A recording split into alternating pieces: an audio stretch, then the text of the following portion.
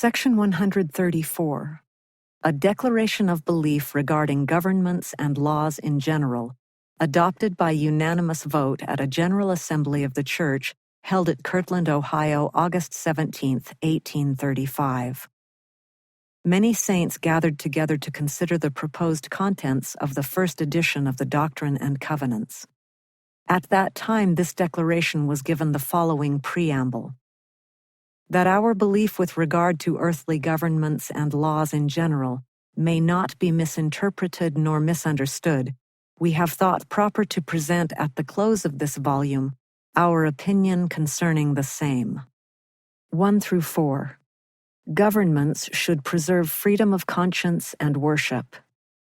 5 through 8. All men should uphold their governments and owe respect and deference to the law. 9 through 10.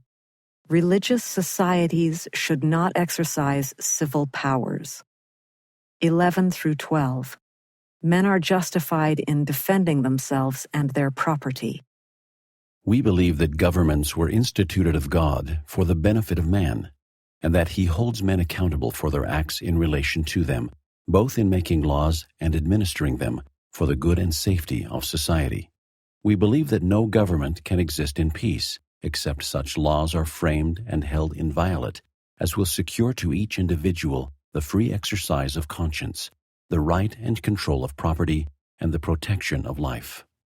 We believe that all governments necessarily require civil officers and magistrates to enforce the laws of the same, and that such as will administer the law in equity and justice should be sought for and upheld by the voice of the people, if a republic, or the will of the sovereign. We believe that religion is instituted of God, and that men are amenable to Him and to Him only for the exercise of it, unless their religious opinions prompt them to infringe upon the rights and liberties of others. But we do not believe that human law has a right to interfere in prescribing rules of worship, to bind the consciences of men, nor dictate forms for public or private devotion.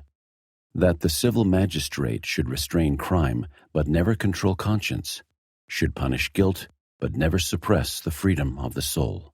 We believe that all men are bound to sustain and uphold the respective governments in which they reside, while protected in their inherent and inalienable rights by the laws of such governments, and that sedition and rebellion are unbecoming every citizen thus protected, and should be punished accordingly, and that all governments have a right to enact such laws as in their own judgments are best calculated to secure the public interest, at the same time, however, holding sacred the freedom of conscience. We believe that every man should be honored in his station, rulers and magistrates as such, being placed for the protection of the innocent and the punishment of the guilty, and that to the laws all men owe respect and deference, as without them peace and harmony would be supplanted by anarchy and terror. Human laws being instituted for the express purpose of regulating our interests as individuals and nations between man, and divine laws given of heaven, prescribing rules on spiritual concerns, for faith and worship, both to be answered by man to his Maker.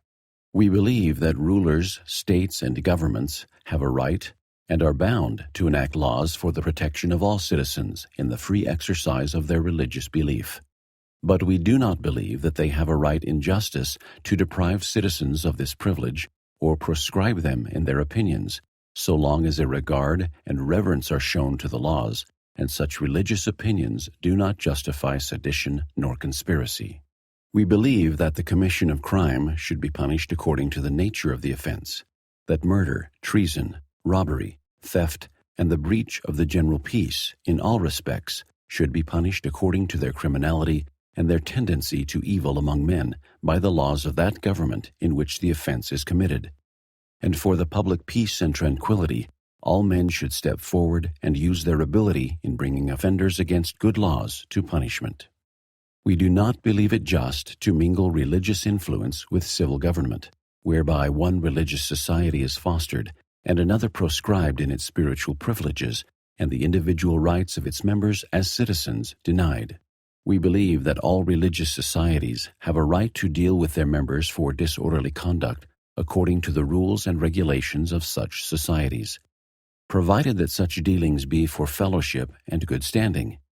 But we do not believe that any religious society has authority to try men on the right of property or life, to take from them this world's goods, or to put them in jeopardy of either life or limb, or to inflict any physical punishment upon them. They can only excommunicate them from their society and withdraw from them their fellowship. We believe that men should appeal to the civil law for redress of all wrongs and grievances, where personal abuse is inflicted, or the right of property or character infringed, where such laws exist as will protect the same. But we believe that all men are justified in defending themselves, their friends and property, and the government, from the unlawful assaults and encroachments of all persons in times of exigency, where immediate appeal cannot be made to the laws and relief afforded.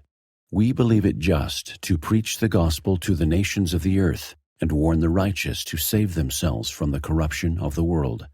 But we do not believe it right to interfere with bondservants, neither preach the gospel to, nor baptize them, contrary to the will and wish of their masters, nor to meddle with or influence them in the least, to cause them to be dissatisfied with their situations in this life, thereby jeopardizing the lives of men. Such interference we believe to be unlawful and unjust, and dangerous to the peace of every government, allowing human beings to be held in